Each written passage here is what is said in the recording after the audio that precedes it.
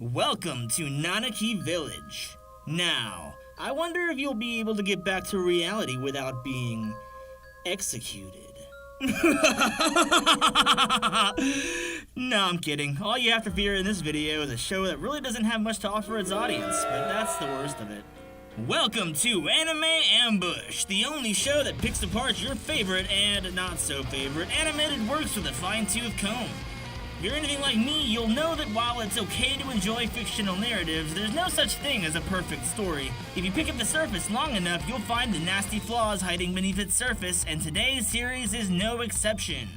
Mayoiga, or The Lost Village, aired during this year's spring season, and from the beginning I couldn't quite tell what about the show interested me, but something had me coming back for more each week. It could have been the character designs, it could have been the aura of mystery surrounding the plot, but I think it was neither. I think the reason I was so interested in Mayoiga lies in that it's essentially a rehashing of the Persona 4 story, and having seen the series twice so far, I have to say Persona 4 did the whole facing your inner self in order to survive plot much better. Mayoiga follows a group of 30 young men and women who decide to embark on a quest to the mysterious Nanaki village in an effort to abandon their lives and start anew. However, upon arriving at their final destination, they're forced to confront their Nanaki, which are the physical embodiments of their psychological scars, or else they're doomed to cease functioning as human beings and fade out of existence. In that same vein, for those who aren't aware, Persona 4 deals with a group of young men and women who decide to embark on a quest to save people in their town when they're taken to the world inside the TV and forced to confront their true selves, which are the physical embodiments of their psychological scars,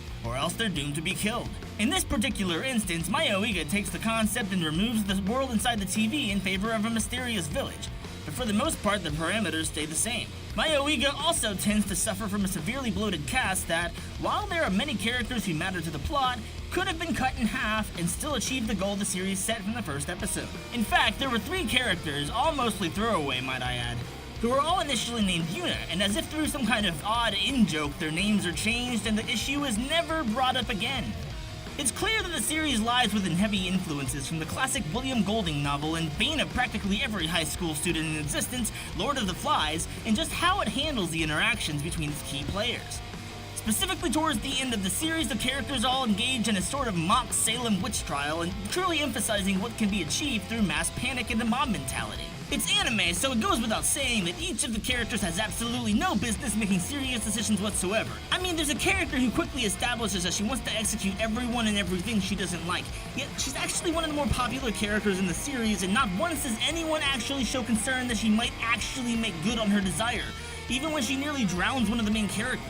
If I'm being honest, the first time I watched through Mayoiga, I thought it was incredibly stupid towards the latter half, and while that opinion only strengthened after my second viewing, I still hold fast to my belief that the art and music assets are really the only things preventing the series from fading into obscurity. Speaking of the music, Mayoiga's OP is actually one of the more memorable from the season in which it aired. Its ED wasn't anything to write home about, though its strategic placement in the final episode was a smart choice to emphasize the story coming to a close. Serving as the OP is Gensou Drive by Wajima, and focuses heavily on showcasing the entire cast while putting emphasis on the 2 primary players in Mitsumune and Masaki. I love a good detailed OP, and in this case you might notice hints as to the character's psychological scars, especially in a brief frame while the highlight is on Mitsumune.